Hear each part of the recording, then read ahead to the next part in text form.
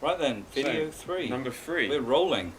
We're on fire. Mm. So we're going to talk about, in the last video, Fred made some outrageous claims that Right. the Christian God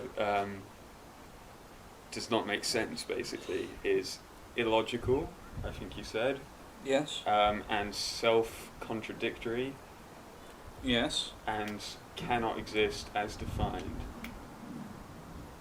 Yes. I Well, think very we unlikely all- to exist as defined. Cool. Yeah. So we're going to have a little exploration of where he's got these crazy notions from, and see if I have anything worthwhile to say in reply. Oh, I got it all from Dawkins. Go look at his stuff. Yeah. No. Wow, God, where to start? We There's both did a little adjustment. Yeah, at the we same did. time, We yeah? did. Yeah, we're getting ready. Yeah. It's hard to start because there's been a whole 2,000 years of people demonstrating true. this. Cool. Yeah, it is true. I know. I mean, you could start with the whole omniscience, omnipotence, those Okay. two actually not being reconcilable in one entity. God can't create a riddle that he can't solve.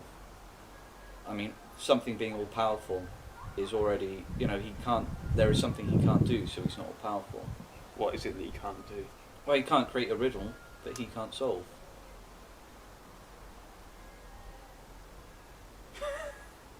He can't. If he can create a riddle that he can't solve, then he isn't powerful enough to create a riddle that he can't solve. And if he can't solve a riddle that he has created, then he's not all-knowing enough to know the answer to the riddle. There you go. Knocked it out of the park. Done. We're finished. Cool. Yes. So I think we're talking about. We're probably going to do some editing here. No, yeah, that's fine. That's Just fine. a little time to think. No, that's fine.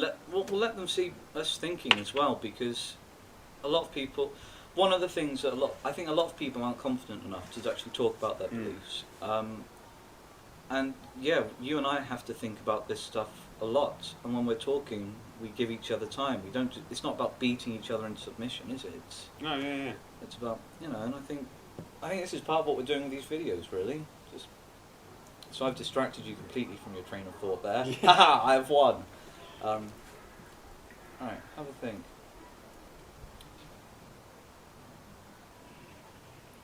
I could put it another way. He can't create a box that he can't see inside.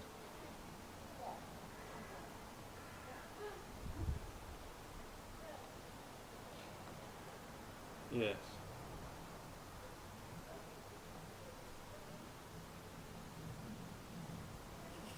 No, I'm just thinking that. I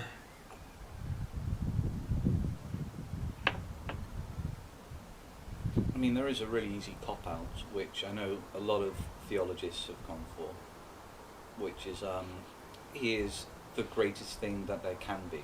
He is the most knowledgeable that there can be, the most powerful that there can be. And that skirts around the whole all-powerful, all-knowing thing. But already we've had to redefine your God. Yeah, I'm not sure I kind of like that anyway. No, it's weak. Yeah. It's intellectually dishonest. It tries to make him the same thing whilst diminishing it completely. And it is just redefining the concept rather than actually supporting the concept. So what we're saying is, if God can do anything, can make anything, is all powerful, Yes.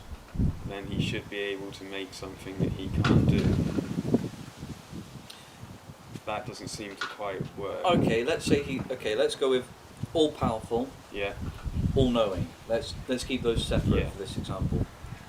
God cannot create a box with all of his power that he does not know what the contents of the box are, that he cannot see inside. Right. So either he's not all-powerful or he's not all-knowing. If he can create the box that he can't see inside, he's not all-knowing. He doesn't know what the contents of the box are. If he can't create a box that he can't see inside, he's not all-powerful.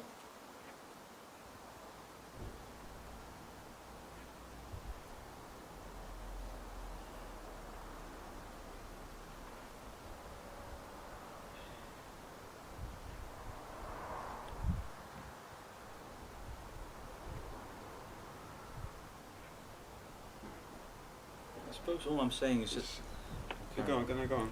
All I'm saying is that the very nature of all-powerful and all-knowing, they're not really... I mean, they're not necessarily possible. It's... Yeah, I mean, not possible is...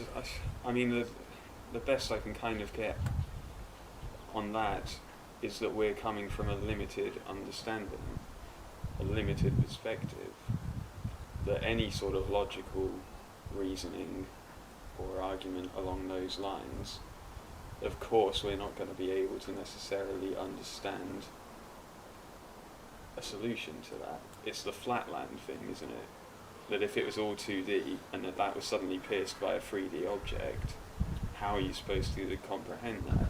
Oh yes, and so if we're looking at logically, well, that doesn't make sense, how could he do that but not know, etc., etc., that's coming from a 2D perspective. Oh yeah, but... God exists in ways that we couldn't hope to understand. But entities existing in a fourth dimensional sort of existence can influence the three-dimensional, perceive it. Yeah, it's just analogous. I'm not saying that it's necessarily a dimensional thing. I know. It's just None of that. But what I'm getting at is, if those ideas of all powerful and all knowing are not even possible to be held together from our limited point of view.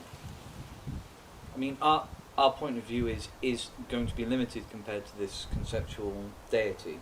Mm-hmm. So, if just with a simple example of a box and being able to know what's inside it is enough to sort of make those two ideas unfeasible. It's enough to say that I can't fully understand the nature of God. But I wouldn't hope to fully understand the nature of God. I can imagine a way that I possibly could. It would diminish my God to say that I fully understood it. Well, okay, I suppose, but I mean, I could never hope to fully understand quantum mechanics. Mm-hmm. I don't think there are many people on the planet who could, but still we all make use of quantum mechanics every day. Mm-hmm. Well, I think we see God working every day. God is a personal God, like we've mentioned. Like you've mentioned. Or like was mentioned. I don't know, I think you've skirted around that problem in not... really, in a possibly... well, no, what you've done there is thrown me, because what you've done is you've said, I don't know, which you don't tend to get from religious people. There's probably a much better answer that I can find out.